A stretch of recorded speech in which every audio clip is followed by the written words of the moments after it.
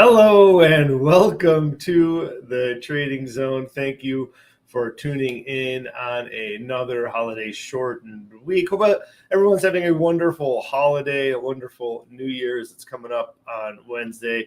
Just enjoying themselves in this season. I hope everyone had a great year. Is looking forward to another year. This market is struggling to end the year, kind of limping into the finish line. Had a great run for the year. Hopefully we can stabilize here, kind of trying to make a comeback today. We'll see what happens the rest of the day. Hopefully that can continue into the end of the day. Just more comeback here coming on here. So I'm Joe Teague of Equity Armor Investments. I am here every Monday, 1 Eastern. Usually Brian Stutland is with me. I like to talk about stocks, portfolio management, volatility, especially former VIX options market maker. Sometimes I talk about my life, not too much. Sometimes I talk about the Detroit Lions, but I'm sure you guys don't care about that. You want to hear about options trading and portfolio management as we get into it. So let's take a look at what's going on around in the world. People reminiscing about 2024. Some people thought it was going to be, a recession. Some people still think a recession is coming. Eventually, a recession will come. That's true. But is it going to happen next year, or is it going to be pushed off even further? I'm kind of on the camp that the only thing that kept us out of a recession in 24 was the excessive government spending, the excessive deficit spending that was happening. So if we take that away, it remains to be seen whether or not the market can stabilize and maintain it. But anyways, people did not think we were going to have a 25% year in the S&P 500, and we got it. And so if people think next year is going to be great, it might not be so great. I'm not really sure what the expectations are for next year but I think overall the sentiment is kind of mixed. So that might be good for the market. We'll see. I think a lot of people do not believe that the AI rally can just continue going and going and going and going. So maybe that's like the one thing that would be bucking the trend if semiconductors just continue to take off and fight the trend. You're seeing things like the small caps continuing to underperform. So we'll see. We'll see what happens. I'm excited about it. It's going to be an interesting year. I do expect more volatility. That's one thing I'm ready for. We had former President Jimmy Carter passing away at 100. This happens every death of a president. There will be a trading day off, so that is very pertinent to volatility trading, of course. I don't have a lot to say about his presidency. I think I'll leave that to other people, but it definitely leaves an impact, and it's observed on the 9th here. They'll be coming up next week. So this will be 3 straight weeks. We have an interrupted week with a day off. So that will affect some volatility. This actually should be interesting. We have the jobs report coming on Friday. So really sets up, some positioning happening on Wednesday and then a big move happening on Friday. So that will be fun to see how that plays out. Again, the stock market has fallen the past couple days. Friday, today specifically, we've seen the most pain in the market. Again, nice recovery off of the lows. We'll see if that holds. But this is happening as we're seeing interest rates climbing and climbing and climbing, falling off today, but climbing and getting close to areas where it could cause some issues for the stock market, which is something I want to talk about in the the big story of the day. So I hope you guys all stick around for that. Again, thanks everyone for joining in. This is a lot of fun for me to do, and I'm just going to go ahead and start the show. I've given everybody enough time to get into their seats and get cozy, get your popcorn ready. So let's start the show. Welcome to the Trading Zone. I'm Joe Teague of Equity Armor Investments, former VIX options market maker who's a portfolio manager on the Rational Hedged Equity Fund and the Catalyst Hedged Equity Fund. It's the Rational Equity Armor Fund and the Catalyst Hedged Equity Fund. Today in the markets, we're watching interest rates causing some concern. We're seeing the 10-year rising to some very precarious levels. It's actually an area where we're seeing bond funds having a negative year. in spite of high yield. So it's really fascinating to see this all play out. A lot of angst and concern with these yields starting to climb as we're getting to the end of the year. Now, for the rest of this week, we have a day off on Wednesday. We have ISM manufacturing on Friday. Next week, we'll see a little more action. Another day off, though, again, with next week. And we have the jobs report coming next Friday. That's going to be really crucial. I think the market's kind of just waiting for that, in my opinion. We might see some activity, though, Tuesday and Friday, though, as we start the new year. Some positioning, people positioning into new positions to start the year, waiting for their tax losses to carry over. A lot of positioning happens on Monday. So hopefully we'll see a little volume picking up on Monday. But usually that first week of back still is a little bit light volume-wise. We're going to have to wait until the week after till we get some volume. And there should be some heavy trading around that jobs report, which is what I am looking forward to next week. The skew has climbed in a big way, and we really absolutely settled in at this level here. I was, been paying attention to our show. I've been talking about this for a while, just kind of expecting volatility to really sit in this box here for the foreseeable future. When it's below that, it looks to tick up, and it's absolutely what happened when it came down here and stayed above this crucial, I would say 4% or 4 on this skew, which is for me a leading indicator in the VIX. I think these S&P 500 options really tell the tale as to where the VIX is going to go, which is just maybe a day ahead. So I like watching this. The VIX futures, for their part, have really been elevated. Now it's fascinating to see this line right here actually is the pre-election line. It's amazing. It's been 2 months since the election, or maybe it's only been 2 months, or it's been 2 months.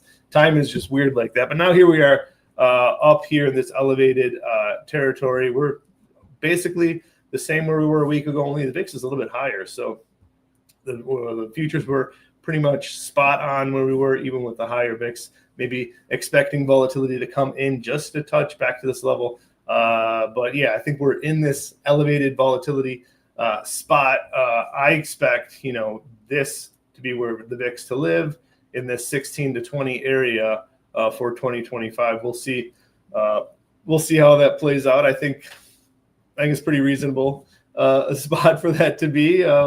But that's exactly where the futures are. Given that the VIX is at 19, that's probably in the higher end of the range. This front month, Jan future is expecting it to tick down into the expiration a few weeks from now. So we'll see that play through. The S&P 500. If you're paying attention to our show, this is exactly what I pointed out to be a possibility last week. This head and shoulders formation. I'm sure everybody who's a technical analyst is pointing this out. Absolute textbook head and shoulders formation. Really crucial. We hold on to this level, not see this duck below here. But just because we have light volume and everyone else is watching this too, it's very possible you could see a flush down here, take out some stops, and then a quick reversal. Not ruling that out as possibility. And of course, the plan A for people shorting the S&P 500 would be this. Absolutely is what it looks like. It is a head and shoulders top. Maybe you come down here, get a rally up here, stays below this neckline, and then some confirmation lower. That would be what the shorts would be looking for to confirm this head and shoulders pattern. We'll see how that plays out. As usual, NASDAQ looking slightly worse, of course. Just a little bit of ugliness, but we still have been hanging on to this level. So that's something. It's something we're holding on for dear life. Again, the market is having a nice bounce off of the lows this morning. So I'm hopeful that it's just light volume and just people testing these levels, and love to see this bounce. And then that will be the crucial spot for me to see a new relative high. Very similar action going on here in the semiconductors, although not nearly as bad as the NASDAQ, which it was a little surprising. NVIDIA specifically having a plus day compared to the rest of the market. NVIDIA, that was a perfect example of a head and shoulders top, which failed, which is quickly moving against it. So just always keep that in mind when technical analysis looks so perfect, everyone else is seeing the same thing, and sometimes it can be a bit of a false signal. So we'll be watching this. I'm going to be trading semiconductors too. I had a trade on it last week. I'm going to update that at the end of the show. Make sure you stick around to that. But for the kind of the main story today, we're talking about these yields, and just we know the story, right? Yields go higher, it makes it harder for growth. There's no question about that. I think everybody gets that. But it is amazing to see. We were at this level way back in April. We had the 10-year at 465, 470 here in April. We had the market, at its relative low. It's amazing that, we saw the market climb up to here. We had the yields all the way down here at 360. It's not surprising to see the market climbing with these yields falling. But then we also had these yields going back up. So we had a strong economy making these interest rates coming higher. So we had stocks going higher, which is kind of what you normally see with the strong economy. But then at some point, the higher yields tip up that economy and say, oh, wait, these yields are going to hurt this growth. They're going to hurt this corporate earnings. So that's exactly where we kind of peaked out here. We said, well, wait a minute. We're at 460 now in these yields. That's got to put a damper on this growth here. So that's exactly what's happened here. The market's kind of pulled off here accordingly, and we'll see if it plays out next. Ideally, you get a jobs report that shows what the Fed had been saying, that wage growth is not impacting inflation. If wages are in check next Friday, you'd love to see these yields come off. You'd love to see jobs that are not deteriorating. I think you'll see this going up. You'll start to see this action again, where you have this yields falling, strong enough economy, and S&P 500 going higher. That's the hope. Obviously, this is a very crucial level for these yields. I think we could see some pain in the market if these yields were to run away and start going up. So we're very, very, very cognizant of that. Just here's a bigger picture of the 10-year yield. Not surprisingly, you got Bitcoin faltering in this environment. Bitcoin just collapsing here as these yields got higher. It's this risk-off trade. Year-end positioning too. Maybe people wanting to take tax hit this year. I'm not sure, but we know Bitcoin is very volatile. Absolutely, just a massive drop, 15% drop in just a week and a half. We know Bitcoin can do that. Of course, Bitcoin has had like a 35% rally in a month. So that's just what Bitcoin does. It's doing Bitcoin things. Same thing with Tesla. Absolutely large movements here. And it just remains a very tricky spot. It's a very interesting trade, no question about it. And I'm sure people who have been holding Tesla for 10 years don't care about what's happened recently. These 10% moves, they don't really bother them. But to jump in now, if you bought in about 450, 440, it's just very painful to kind of see this. So I think it just makes sense to be prudent, wait for your timing, because for every parabolic move upward, there's always these sideways moves. There's always these sideways moves. So I think that's the time to look at these big stocks. And, speaking of parabolic move upwards, is just NVIDIA. NVIDIA, its PE is about 35. That's nothing crazy when it comes to PE ratios. But it's just signaling that people are expecting a lot from them next year. They are saying they're going to have a massive year next year. So yeah, that's factored into the forward PE. So they've got to have that massive year, and then that they got to project higher again for the next year. It's very hard to do the higher these levels go. And I'm not saying they can't do it, but it also makes it harder for the multiples to get even higher. So that's where maybe you might see sometimes the corrections come with price falling. You see prices dropping like that, but sometimes prices correct by them going like that. where you have a 35 PE on 100 billion in revenue.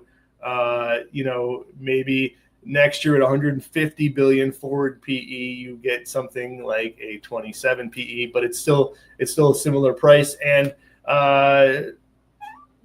you have that same correction. So there's different ways to correct. So there's time and there's price. So obviously you could correct this way, sideways rather than down. Much better to do sideways for people holding it. It's a little easier to do it, of course. But this is what I was talking about with that Head and Shoulders top here, by the way. It ducked down below and then snap back above. Now it's kind of coming back down to that level. We'll see if we can get above 140. I think NVIDIA will be looking at new all-time highs. And everything I keep on reading about AI, by the way, just as an aside, just says to me that these data centers, these AI large language model, like solving solution data centers are coming. They're being built. They're here. They're coming more and more. And people are talking beyond like getting as many NVIDIA AI servers as they can into like, how am I going to power these servers? How am I going to keep the lights on for these things? So it's really just moving on to the next iteration, and so it's just fascinating to watch. Should be another fun story for 2025. The trade of the week. This was from 3 weeks ago. Into the Broadcom earnings. I was interested in this as a trade example. I bought as an example, the 175 210 call spread, sold the 160 put, excuse me. I paid 70 cents for that. Obviously ripped straight through on the earnings, went up to 245. At that moment, 2 weeks ago, it was $245 IBGO. The price of this trade was $22. So last week, pulled back $15. The trade was barely moved at all. It was still at $20. So it's basically a $20 profit. Today, we're still $9 lower than we were 2 weeks ago, but it's the same price. So that's where I'm just waiting on this. It's really what I have is in this trade idea is a 210 put. I'm waiting on that 210 put to decay, and I want to buy that 210 call. I'm short back, which is effectively a 210 put. So I just want to buy that call back and then sell another call further on down the year, just leg into this, collar trade, or really, a buy reg trade where I'm long stock, short a call against it. Just continuing to lower my break even here on this trade. Just really fantastic way for me to get into a name at $175, get into it a lot cheaper. Then continue to dollar cost average and make it even cheaper by selling calls against it as we go. I'm still looking. I think I got some more time still on this trade for that 210 put to decay. It's still $14, so I think there's plenty of upside there for me on that one.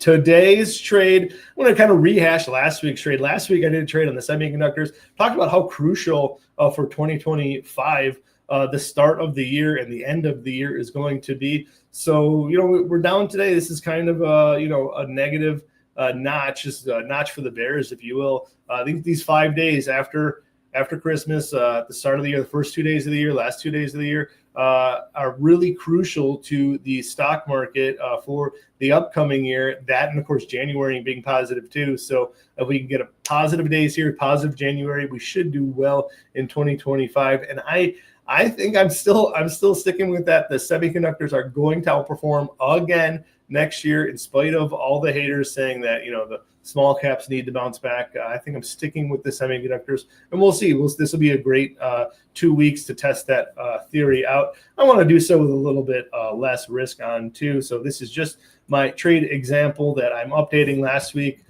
we were right about here, and I bought the 245 260 call spread. So not a lot of movement. That call spread I put on I was interested in it close to about $5. I'm going to close that and roll it into next week. So I'm able to get the jobs report into this trade idea. So I'm going to close my call spread that was going to expire on Friday for $350. I'm going to buy next Friday's call spread, 245, 260 call spread for 475. And we'll see. So it's basically adding a dollar quarter onto it. So net, put both together. I'm actually into it for $6 now. So I really need 251 to break even. I'll be able to roll it again next week. I don't want to be sitting on this call spread, which is right now 350, and have it decay into nothing if the move doesn't happen. If it does happen, I would have rather it had. By Friday, I would rather have held on to it. But I think I'll give it an extra week. I'll get the jobs report on it, and hopefully we get some upward projection there. And that is going to do it for me for this week. Thanks, everybody, for tuning in. We're going to be back next week. Brian will be back for the normal show. I hope everyone had a great break. I hope everyone's going to enjoy themselves with their day off on Wednesday, and I hope everyone just has a fantastic new year and really excited about what's to come in 2025. Have a good one.